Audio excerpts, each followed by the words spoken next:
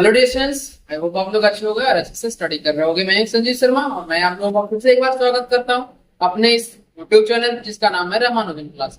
अभी तक हम लोगों ने जो कवर किया है वो है हमारा डिफरेंशियल इक्वेशन का एक्सरसाइज 9.4 का क्वेश्चन नंबर 1 से लेके क्वेश्चन नंबर 9 तक। मैंने कल क्वेश्चन नंबर 10 होमवर्क में दिया था, तो अगर आप लोग कर लिए हो तो उसको आप लोग रहने देना। बाकी मैं यहाँ पे जिन बच्चों से नहीं हुआ है उनके लिए यहाँ पे एक बार मैं सॉल्व कर देता हूँ कैसे वो क्वेश्चन होगा। ठीक है, इससे पहले अगर आप चैनल पे नए जुड़े हो तो चैनल को एक बार लाइक कमेंट और सब्सक्राइब कर लेना और अपने दोस्तों के साथ ज्यादा से ज्यादा शेयर कर लेना। अब इसी के साथ हम एक्सरसाइज 9.4 के क्वेश्चन नंबर 10 से स्टार्ट करने जा रहे हैं।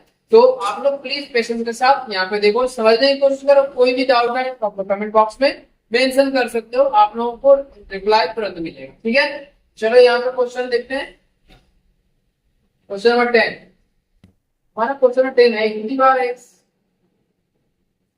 10y into dx plus 1 minus e power x into sec square y और ये हो गया dy इक्वल टू 0। अब इसे कैसे सर हमें करना क्या है, वेरिएबल सेपरेबल मेथड से सॉल्व करना है। सबसे पहले हमारा y वाला टर्म जो है उसको एक साइड ले लो और x का टर्म जो है उसे दूसरी साइड ले लो। देखते हैं कैसे ये सॉल्व होगा। e power x 10y x equal to -1 minus e to the power x into sec square y dy। अब यहां से क्या करोगे, यहां से y को एक साइड ले लो और dy को दूसरी साइड ले लो। यहां से आ गया e to the power x। यहाँ पे अगर हम y को ले इस तरफ, ठीक है डन। चलो यहाँ पे देखते हैं y 1 minus e to the power x और ये हमारा माइनस में ले लो इनटू dx इक्वल टू ये क्या आ जाएगा सेक स्क्वायर y और 10y यहाँ है तो हमें डिवाइड में यहाँ पे लेने में कोई दिक्कत नहीं है। ये हो गया 10y और ये हो गया d। इसी को रीअरेंज करके चाहो तो देख सकते हो कैसे, sec square y upon 10y into dy equal to minus ऊपर लेके चले जाओ minus e to the power x upon 1 minus e to the power x into dx। अब इसमें क्या करना है, दोनों तरफ इंटीग्रेट कर देना है। इंटीग्रेटिंग बोथ साइड, इंटीग्रेटिंग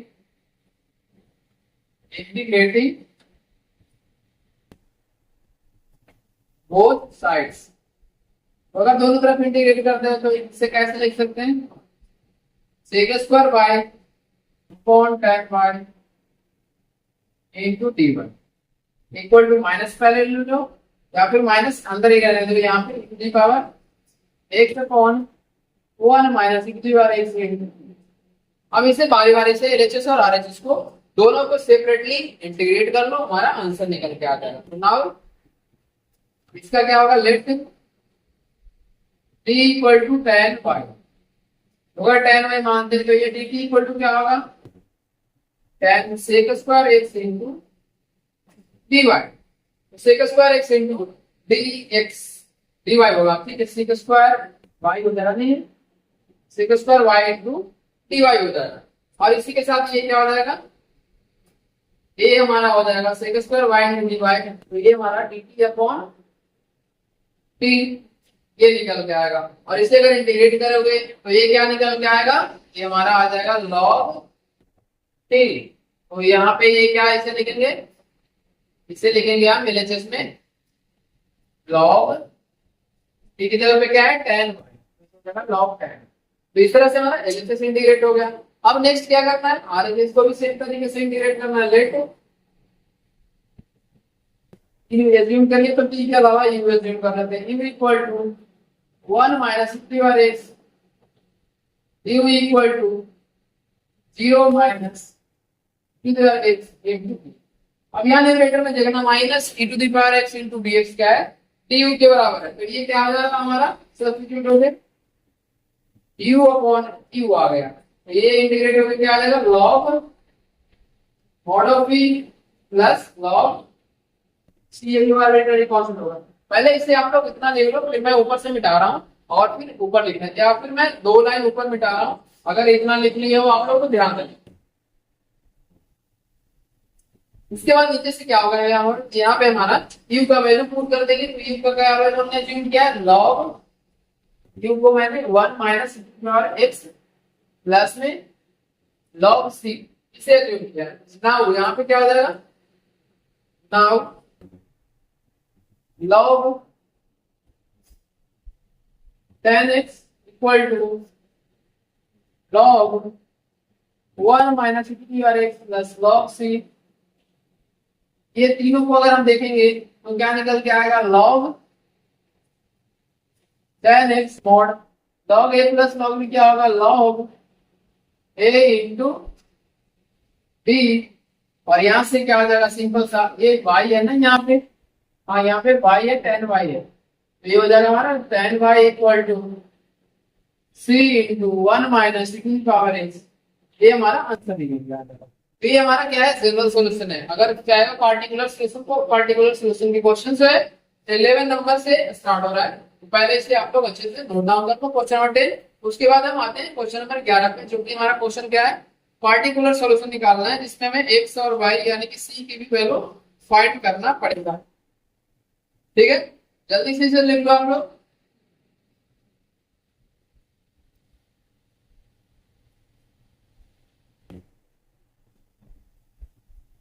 और आप लोग एक बात का ध्यान रखना कि चीजें जैसे जैसे आप लोगों को पढ़ाया जा रहा है वैसे वैसे आप लोगों को दिमाग में बिठा देते जाना है कि कैसे क्वेश्चन होंगे, कैसे सॉल्यूशन आ रहा है, कैसे हमारा कॉन्सेप्ट अप्लाई हो रहा है। तो इन सारे चीजों को मिक्स करके क्वेश्चन सब दिए जाएंगे आप लोगों को जो डिफरेंशियल इक्वेशन में है। तो इन चीजों को आप लोग पीछे की चीज जो भी है, इंटीग्रेशन, डिफरेंशिएशन, ट्रिगोनोमेट्री, फिर इनवर्स ट्रिगोनोमेट्री, फिर हमारा जितने सारे इंटीग्रेशन में कॉन्सेप्ट्स है, उन सारे चीजों को आप लोग बिल्कुल रिकॉल करते रहना, ताकि कहीं भी कोई भी कॉन्सेप्ट अगर अप्लाई किया जाए तो वहां पे इंस्टेंटली आपका दिमाग में वो चीज भूल जाए। ठीक है ना, जल्दी से इसे लिखो पहले।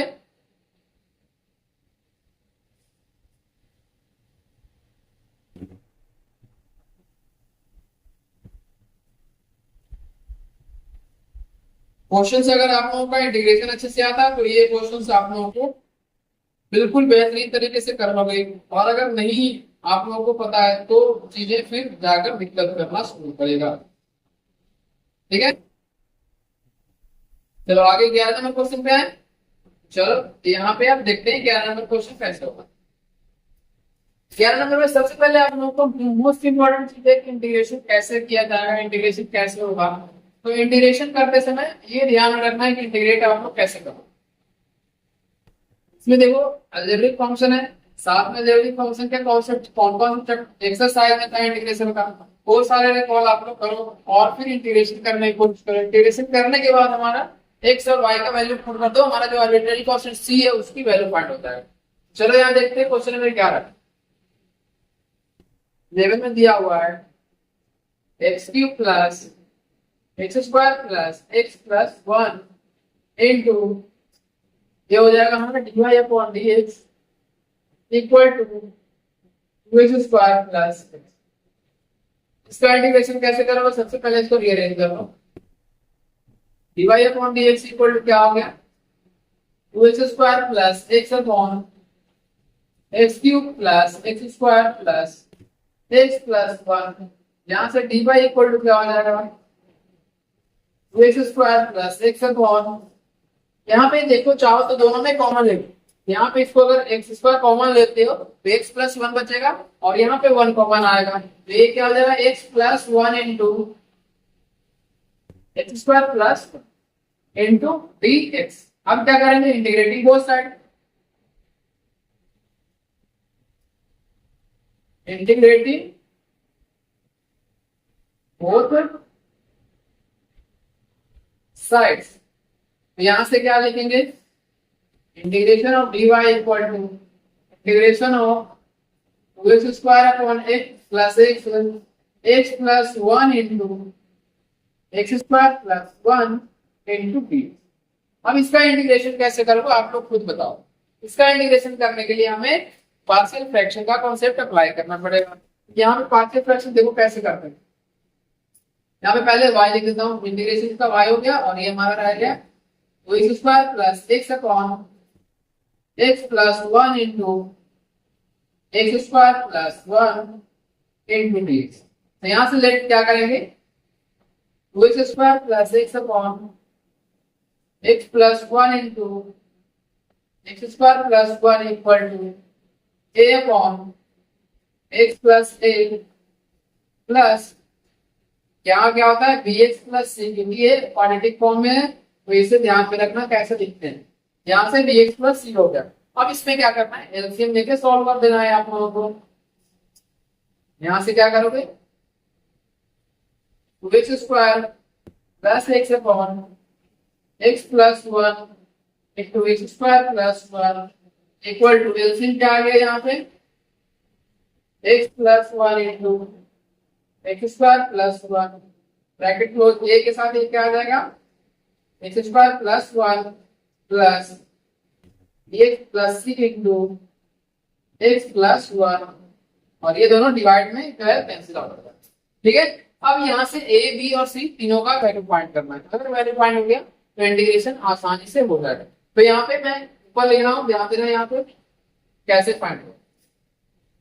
यहाँ से क्या हो गया, 2x square plus x equal to, यहाँ पे कैसे मल्टीप्लाई करने के बाद आएगा देखो, x square plus a plus b x into x कितना हो गया, b x square plus c into x कितना हो गया, c plus b x into 1 है क्या हो गया, बी एक्स प्लस सी। इसके बाद हमें जो भी कांस्टेंट टर्म है क्या करना है, हमें तो इक्वेट करना है। इक्वेटिंग कोफिशिएंट्स को इक्वेट करोगे तो क्या निकल जाएगा, तो यार पहले यहाँ पे रीअरेंज करते हैं इसको, इससे पहले हम अरेंज कर लेते हैं इसको। 2x square plus x square यहाँ भी है, एक्स स्क्वायर यहाँ पे, तो a प्लस बी हो गया ये, और साथ में क्या हो गया एक्स स्क्वायर।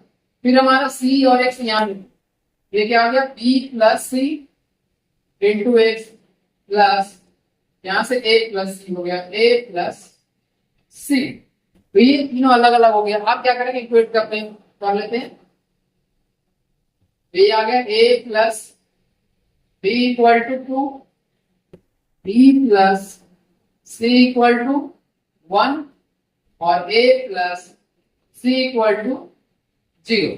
तो ये हमारा तीनों वैल्यू आ गए। इसको जल्दी से लिखो, फिर इसके मिटा के मैं आगे ए बी और सी तीनों का वैल्यू फाइंड करता हूं।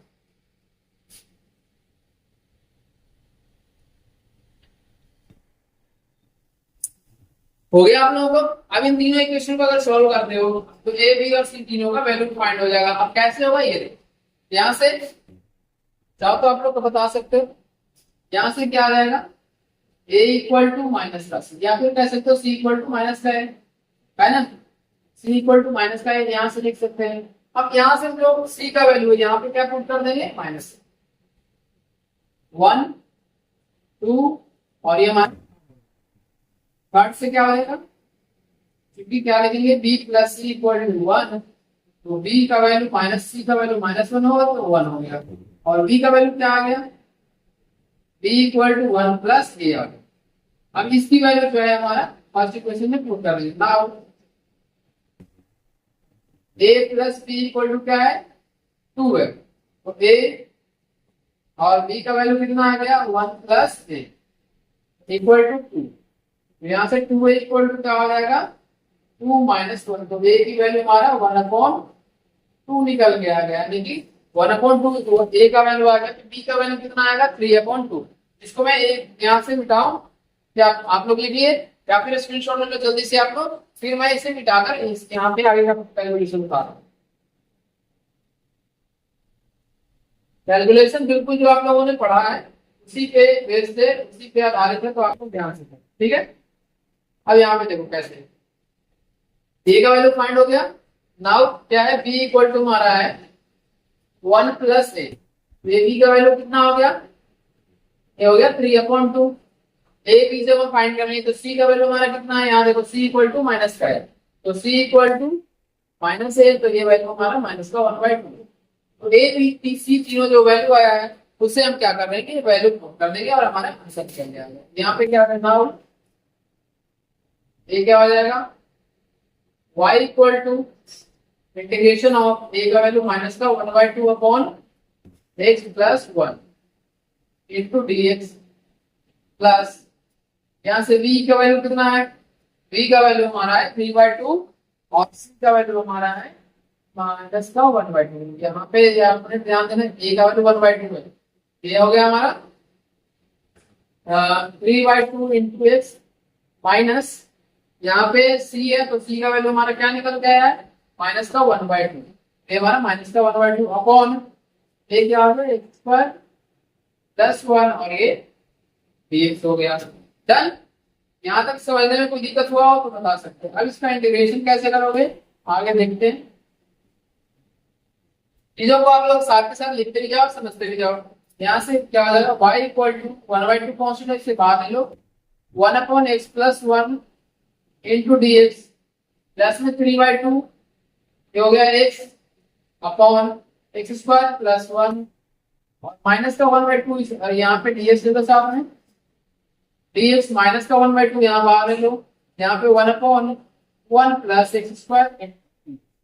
ये हमारा तीन इंटीग्रेशन, इसमें तीनों को कैसे करोगे आप लोग, दो तो यहाँ पे आसानी से हो जाएगा लेकिन एक बीच वाला है इसमें हमें एक्स स्क्वायर प्लस 1 को t एज्यूम करना है और t एज्यूम करने के बाद ये आसानी से हो जाएगा। ठीक है, तो यहाँ से देखो ये कितना आ जाएगा y equal to log modulus of x plus 1 minus ये प्लस है ये 3/2 integration of x upon x square plus 1 into dx minus 1/2। ये किसका फॉर्मूला होता है याद करो आप लोग, ये होता है tan इनवर्स x का। तो अगर आप लोगों को ध्यान में है तो ध्यान में नहीं है तो इसको रिकॉर्ड कर लेते हैं साथ। ये हो गया tan इनवर्स x। ठीक है, अब इसका कैसे करोगे आप लोग, let t equal to x square plus 1 तो dt इक्वल टू कितना आएगा 2x इंटू dx और dt अपॉन 2 क्या आ जाएगा x इंटू dx। तो यहाँ पे हम वैल्यू x इंटू dx का वैल्यू रख देंगे dt अपॉन 2 तो हमारा रिमेनिंग आंसर जो है निकल कर आ जाएगा 1/2 log x प्लस 1 का मॉडुलस प्लस में 3/4 हो जाएगा। क्यों, क्योंकि यहाँ से dt अपॉन 2 है ना तो 2 डिवाइड में 6 से आ जाएगा। ये हो जाएगा हमारा dt upon t minus 1/2 tan inverse x। ये हो गया हमारा tan इनवर्स। इसके बाद आगे कैसे करेंगे ये देखिए, एक एक लाइन जो है एक एक स्टेप जो है इंपॉर्टेंट है तो आप लोग ध्यान से देखते चलो और समझते चलो साथ के साथ। कैसे हमने इंटीग्रेशन किया था, क्वेश्चन कुछ बड़े भी आएंगे तो आप लोग घबराना नहीं और पेशेंस के साथ करते चलो। चलो नाउ ये क्या हो गया y इक्वल टू हमारा हो गया 1/2 log x प्लस 1 प्लस में 3/4 log ये क्या हो गया t minus 1/2 tan inverse x plus में c जो है आर्बिट्रेरी कांस्टेंट है, यहाँ से क्या हो जाएगा 1/2 log x plus 1 plus 3/4 log ये हो जाएगा एक्स स्क्वायर प्लस 1 का modulus minus 1/2 tan inverse x plus c। अब यहाँ जो इंटीग्रेशन तो हमारा सॉल्यूशन निकल के आएगा जो जनरल सॉल्यूशन था, लेकिन इसमें पूछा को क्वेश्चन में गया है कि पार्टिकुलर सॉल्यूशन बताना है कब, जब y के वैल्यू 1 है और x का वैल्यू 0 है। तो यहाँ पे ये वैल्यू पुट करना है at y equal to 1 and x equal to 0। तो ये क्या निकल जाएगा y का वैल्यू 1 पुट करो 1/2 log 0 प्लस 1 और ये क्या हो जाएगा 3/2 log ये हो जाएगा 0 प्लस का 1 माइनस 1/2 tan इनवर्स x का वैल्यू कितना है 0 प्लस में c। तो ये कितना वैल्यू निकल के आ जाएगा log 1 0 होता है, log 1 दो बार है दोनों 0 हो गया, tan इनवर्स 0 भी 0 होता है तो 1 इक्वल टू क्या निकल के आ गया c। तो हमारा पार्टिकुलर सॉल्यूशन क्या निकल के आएगा, therefore particular solution is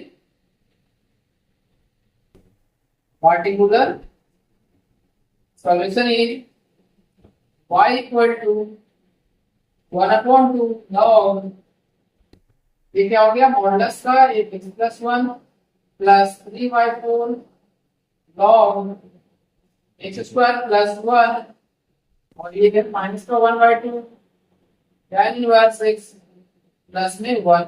ये हमारा आंसर निकल गया। ये क्वेश्चन बड़े हैं तो इसको पेशेंस के साथ करना, ध्यान के साथ करना। चलो इसको आप लोग नोट डाउन कर लो। ये हमारा क्वेश्चन नंबर 11 जो है कंप्लीट हो चुका है। क्वेश्चन थोड़ा बड़ा है तो आप लोग प्लीज ध्यान देना, गलती कहीं नहीं करना। एक मिस्टेक अगर एक मिस्टेक आपसे गलत हो जाता है तो सारा का सारा किया कराया पानी में मिल जाता है। तो आप लोग ध्यान देना।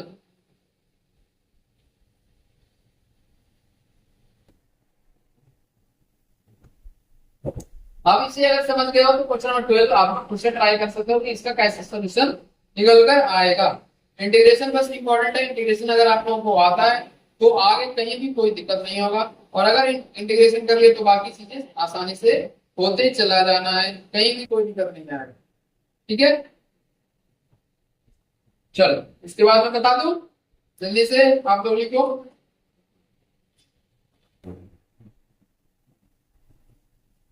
हो गया। यहां पे अब देखना क्वेश्चन नंबर 12। आप लोगों का यहाँ पे थोड़ा टाइम लगेगा क्योंकि आप लोगों को ये चैप्टर में बिल्कुल नया है, बिल्कुल मतलब आपने इसके बारे में पहले देखा भी नहीं होगा, ना ही सुना। तो आप लोग उसको ध्यान से करना कि कैसे होगा। एक बार अगर अच्छे से बिल्कुल ध्यान से कर लिए तो आगे दिक्कत नहीं होना है। अब देखो यहाँ पे क्वेश्चन नंबर 12, ये हमारा x into x square minus 1 into d y upon d x equal to 1। इसका कैसे फाइंड करोगे पहले देखो। यहां से आ जाएगा d y equal to d x upon, ये दोनों डिवाइड में जाएगा x into x square minus 1। तो यहां से क्या आ जाएगा d y equal to d x upon x into x plus 1 into x minus 1। क्यों? क्योंकि A square minus B square का फॉर्मूला क्या होता है, A plus B into A minus B. अब इसका हमें सोल्यूशन फाइंड करना है। 1 upon x into x plus 1 into x minus 1 equal to a क्या हो जाएगा 1 a upon x plus B upon x plus 1 plus C upon x minus 1।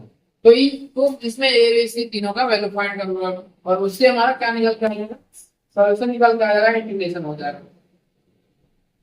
ये हो गया हमारा। आगे के एलसीएम ले लिए तो एलसीएम लेने के बाद क्या आएगा x into x plus 1 into x minus 1। ए के साथ हमारा क्या आ जाएगा, ए के साथ हमारा होगा x plus 1 into x minus 1। और इसके अलावा बी के साथ क्या होगा, बी के साथ हमारा होगा एक्स इंटू एक्स माइनस 1 और सी के साथ हमारा क्या होगा एक्स इंटू एक्स प्लस का।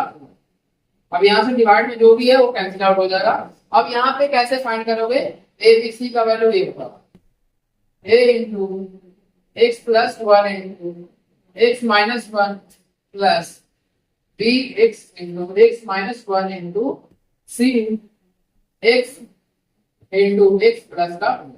तो ये हमारा यहाँ तक निकल के आ जाएगा। अब इसके आगे की वैल्यू कैसे फाइंड करेंगे, ये हमें वैल्यू पुट मेथड से करेंगे तो ज्यादा बेहतर से आप लोगों का हो जाएगा। ठीक है, तो यहाँ पे ध्यान देना। चलो इसको जल्दी से नोट डाउन करो। इसके बाद हम आगे बताते हैं आप लोगों को। ठीक है, अब यहाँ पे क्या करेंगे, पुटिंग x इक्वल टू 1। तो अगर x इक्वल टू 1 पुट करते हो तो यहाँ पे क्या आ जाएगा 1, ये टर्म हमारा 0 निकल के आ जाएगा पूरा का पूरा, ये भी 0 हो जाएगा। और ये हमारा c की वैल्यू कितना निकल के आएगा, c इंटू 1 इंटू 1 प्लस। ठीक है, इसी के साथ c का वैल्यू हमारा क्या निकल के आएगा 1/2। इसी तरह से अगर ए और बी का वैल्यू फाइंड करोगे तो ए और बी का वैल्यू भी हम फाइंड कर सकते हैं। तो ए और बी का कैसे फाइंड करेंगे, putting x equal to minus का 1। अगर x की वैल्यू -1 पुट करते हो तो क्या निकल के आएगा, यहाँ पे ध्यान दें, यहाँ पे हमारा आएगा 1 इक्वल टू a इंटू 0। तो ये हमारा पूरा का पूरा 0 हो जाएगा। साथ में ये -1 यानी कि b इंटू -1 इंटू -1 हो जाएगा और साथ में ये भी 0 हो जाएगा। यानी कि b का वैल्यू क्या फाइंड हो गया हमारा 1/2, यानी सी का वैल्यू 1/2 हो गया, डी का वैल्यू 1/2 हो गया। अब यहाँ से एक लास्ट रह गया ए का वैल्यू। ए का वैल्यू कैसे फाइंड करोगे? चलो मैं यहाँ ऊपर लिख रहा हूँ,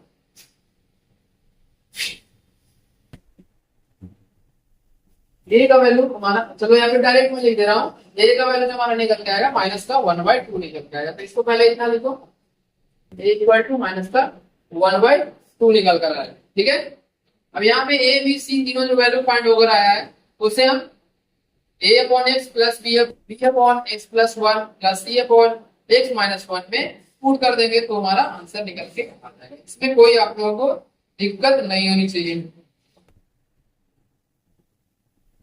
ए का वैल्यू हमारा -1 होगा, यहाँ पे -1/2 नहीं -1 होगा। ठीक है, अब यहाँ से क्या करेंगे, ऊपर निकालेंगे और आगे का सोल्यूशन देखेंगे कैसे होगा।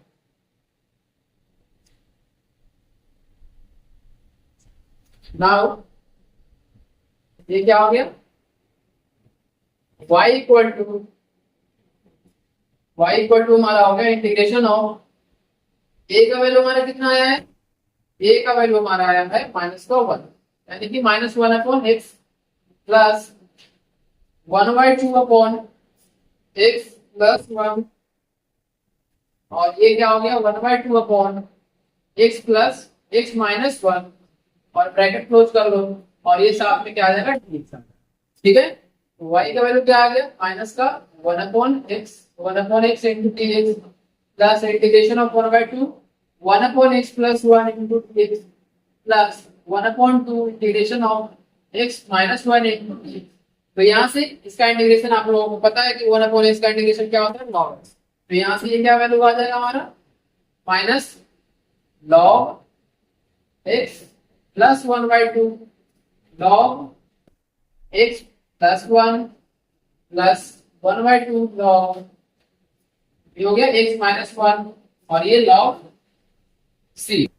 ठीक है, तो एक तरह से ये हमारा जनरल सॉल्यूशन आ गया। अब इसमें पूछा गया है कि y इक्वल टू 0 पे क्या है, x की वैल्यू 2 है। तो अब यहाँ पे y का वैल्यू क्या रखना है, हमें y का वैल्यू हमें 0 रखना है और x का वैल्यू 2 रखना है, जिससे हमारा पार्टिकुलर सॉल्यूशन निकल कर आता है। ठीक है, चलो इसको आगे देखते हैं कैसे होगा।